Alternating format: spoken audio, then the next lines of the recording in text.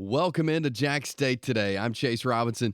Glad you are with us today. As a lot to get to, a lot to celebrate when it comes to the Jacksonville State Gamecocks, especially when it comes to men's basketball. And that's what we'll spend a lot of time talking about today, because there's a right to celebrate what we saw last night as Jacksonville State defeated Georgia Tech, their NIT tournament over in Atlanta. 81-64 was the final there in Atlanta, and just a tremendous effort by Jax State to go out and win that game. Jax State today, we are on YouTube and Facebook as part of the East Alabama Sports Network, so subscribe there to the East Alabama Sports Network YouTube channel, like the Facebook page, and if you'd like to be a sponsor of Jax State today, see your logo right here on the screen. I have a live read, read out, all that kind of stuff. Let me know. Would love to talk to you. You can shoot me a message on Facebook. You can email me, chaserobsports@gmail.com. That is chaserobsports@gmail.com if you'd like to be a sponsor of Jax State today. But let's get into it. Let's talk about this men's basketball game. Look, first ever trip to the NIT for the Gamecocks. They've been in the NCAA tournament twice. They have been in the CBI, the College Basketball Invitational. This is the first time the Gamecocks have been to the NIT. And it was a historic night as the Gamecocks pulled the upset over the Georgia Tech Yellow Jackets last night. And just a great night shooting. The Gamecocks shot the ball almost 52% from the field, which is very good. They were 31 of 60 from the field. 50% from the three-point line. They hit 15 threes in the game last night. And so when you put up those numbers, you're going to do good things. You're going to come close to winning games. And for Jax State's case, they did win the game last night. That's how you win games. You shoot the ball that well. And obviously Jaron Pierre, who's been a huge part of the Gamecocks this season, has been the fourth scorer in the NCAA, and has been between 2 and 4 really all season. Put up 30 points last night. Just a great performance from him. He was 11 of 18 from the field. He hit 5 threes. He was 5 of 10 from the three-point line.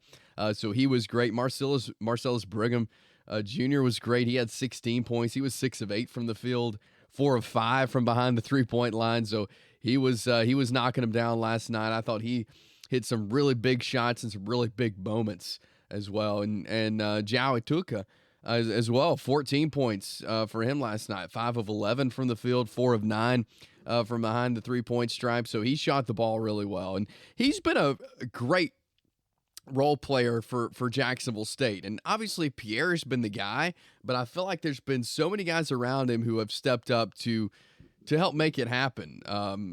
Brigham being one of those who's stepped up in some really crucial moments this year. Ituka been a guy who's stepped up in crucial moments. And then you add guys like Mason Nicholson in there, Corey Cotton, Kelron House, really good at the end of the season going into the Conference USA tournament. So when you have a guy like Jaron Pierre, who you know is going to score, and he has so many times this season had 20-point games, 30-point games, but you have to have role players around him to step up. And if you want to win, like you can't just rely on one player. And I think that's what has led to a lot of success of Jax State this year, is they've had so many role players around Pierre who've stepped up and made it happen. And that was the case last night for Jacksonville State. And they couldn't have done it without some of those guys around him. I thought they defended really well, as Georgia Tech just shot 35.5% from the field, 37% from the three-point line. I thought Jax State did a good job of defending, of rebounding. That's something that also stood out to me. Jax State won the rebounding battle 40-31.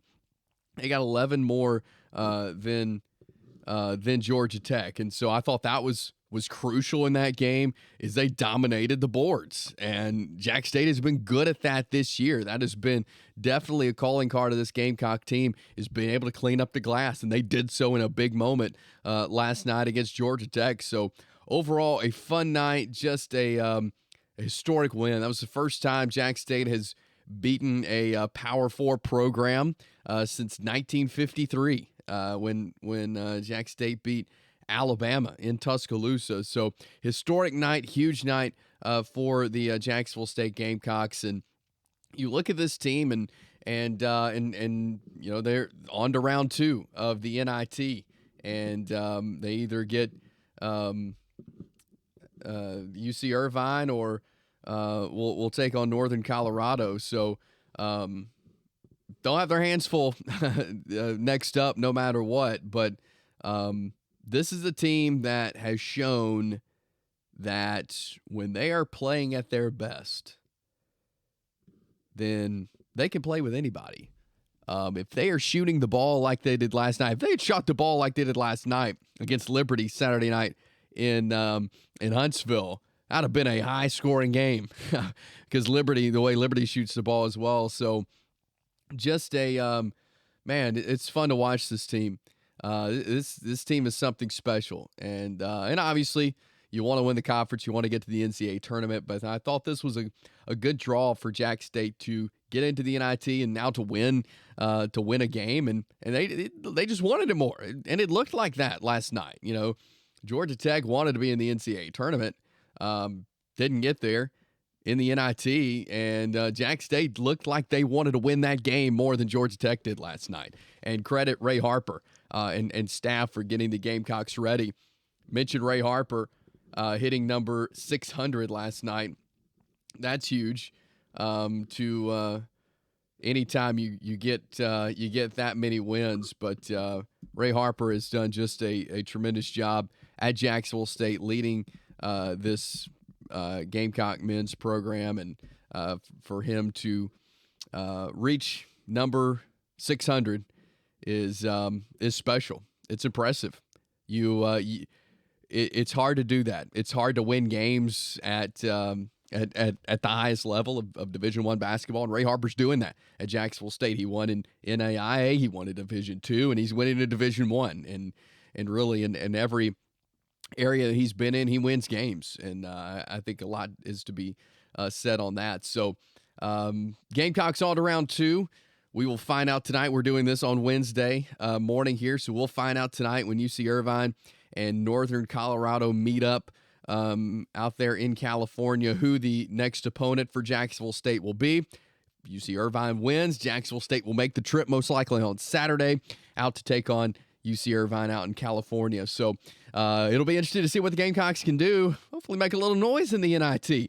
And it was a good start last night with a win over Georgia Tech, and a historic night for the Jacksonville State Gamecocks. And hey, they'll have a few days to kind of put some shots up, to rest a little bit, and to get ready probably to travel or out to California and get ready for another game. And so we'll see what the Gamecocks can do, but certainly excited based off what we saw last night and really the way this team played. They were driven and were ready to be out there and play that game, that's for sure, and shot the ball just incredible last night. So we're cheering on the Gamecocks, and we have you covered here, Jax State Today on the East Alabama Sports Network. Subscribe, like the page, share it with your friends, spread the word about Jax State Today. We'll be back soon with more Jacksonville State Sports Talk.